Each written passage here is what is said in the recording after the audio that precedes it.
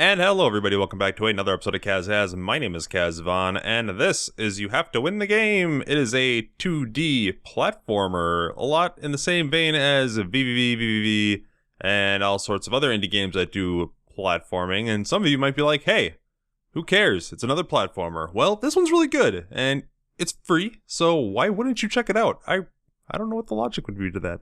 Anyway, let's go to new game. There's a lot of options you could do. There's the original game, and then there's extra spicy, which makes it way more difficult. I honestly can't beat the first part.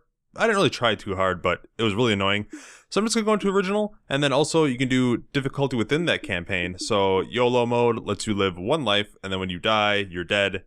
And the cat DLC, there's actually no DLC, but they call it the DLC. It turns your character model into a cat, and you have 9 lives to complete the game. That's also really difficult. Let's just go on normal and I'll show you what this game's all about.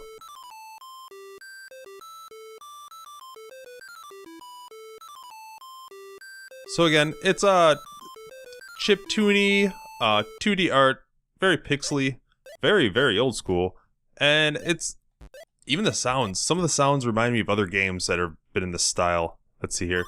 So you touch these bells, and now when I die, you respawn at the bell, as the little tutorial will show you. Our objective is to collect those money sacks, like you can see up there, and that one you don't get until pretty much the very end of the game, which is pretty much the metroidvania kind of thing that's going on in this game. Also a lot like Terry Kavanagh's VVVVVV. Let's see, we're gonna want to avoid the snake here. This game, it's pretty short, but I don't know, it's got a lot going for it. You gain more powers as you go on, and as you can see, these kind of Mario-style dotted line blocks right here, they fill in once you defeat one of the bosses. It's not really a boss per se. And we'll hit this bell. And you see we'll have the crumbling platforms, and then we'll die. And that's fine, because we respawn right there. So you can see in the lower right hand corner, we're now at 3% completion. I don't know if you get a better percent. I don't know. I think to actually win the game, you have to get 100%. You can go to the end of the game before that, though. Like, once you gather all the powers, so it doesn't gate you. But I think how I did it was, when I grabbed the final thing, it said lose, and I lost at the very end. And it started me all over. So I would suggest trying to collect all the money bags before actually trying to beat it. Let's see here. We'll grab this bell and this money, crumble through there. But as you can see, it kind of like serpentines around, and all the rooms have different names, just like VVVVVV.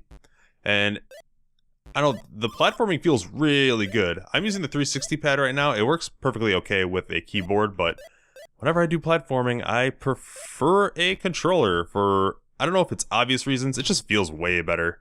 Let's see, we'll hop over that water. Water instantly kills you, spikes instantly kill you, creatures instantly kill you. You never gain powers that allow you to kill things. It's very just, avoidance.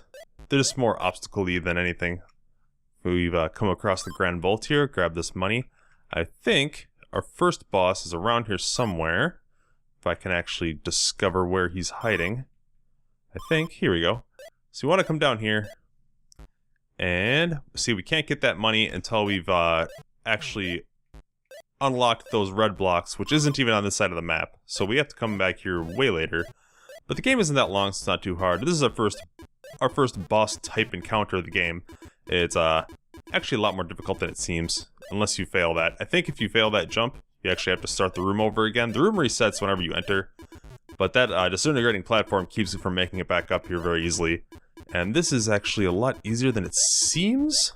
There we go. It looks really difficult, but if you actually just like stare at the pattern for a while, you'll get it down. So grabbing that orb, we unlock the blue blocks, so now all the blue dotted line outline blocks are filled in. So now that'll open up some new areas of the game. We don't want to go back down there right away, because that'll make us have to go through that entire loop again. I've made that mistake before. And we're already 14% of the game.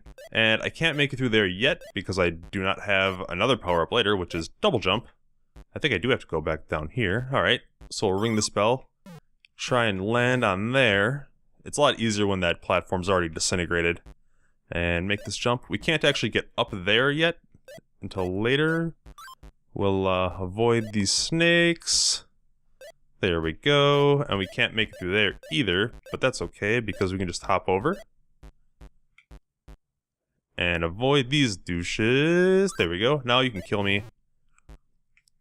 See, death is a mechanic that's what it seems to me. It'd be really hard to play in one life only mode because you kinda, the solutions I see is like you kinda have to die in some of the places. At least, I mean, if you get the power-ups later on in the game, you could probably avoid the deaths because of some of the things it allows you to do. But if you're not super familiar with the game, you could find yourself in a position where it's very easy, very, very easy to die just right away because it has those sections where you're forced to kill yourself. Let's see here. I already went there. We'll grab this money. And then I believe I can go straight forward? Yes.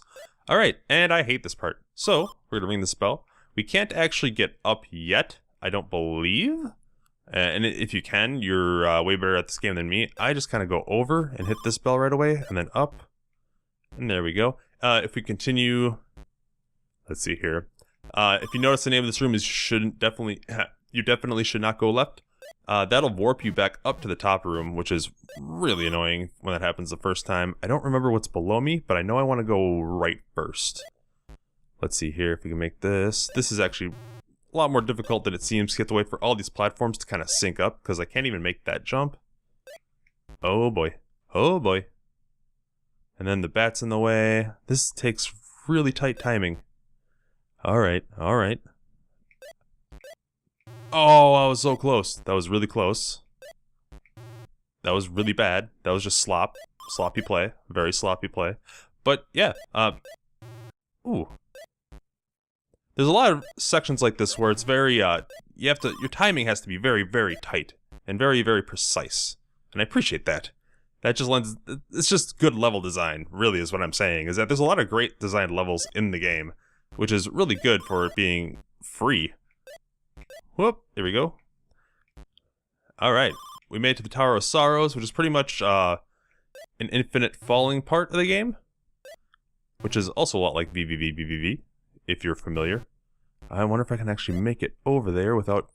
There we go, got that. Oh no, I didn't want to do that. Alright. There we go, back in here. So now we can go to this side of the map. Boop. And there's nothing stopping you from coming over here first, it's just you can't progress very far. Same with the other side as well. I did not complete everything that can be completed over there, I just have to grab all the powers that exist. So let's see, we'll pop over. Ding ding ding. I think I'll try and get to the second, what I would call a boss, before I end this. Maybe I can, I'm not sure if I actually can do that. Let's see. But yeah, a lot of people will be turned off by the graphical style because people are getting really sick of the whole, you know, pixely... This isn't really... I wouldn't consider this just basic pixel art, though. This reminds me a lot of, I guess, 486 games? I don't know if that makes any sense. It has that, you know, the black background and then kind of shaded pixel art style. It's... I don't know, I could be just talking out of my ass because I don't know exactly what I'm talking about when it comes to that, but, it reminds me of games I played before, but when I was a lot younger on PC, like weird freeware games that I would kind of get. I used to get these discs in the mail where it was just like piles and piles of just like, here's a disc of 200 games, give it a shot. And a lot of those weren't that great, but this one's really good. It's obviously not part of those collections. I wouldn't recommend seeking those collections out unless you're some kind of weird collector of such like crazy games like that. So here's the second boss. Once again, it's more of a pattern thing than...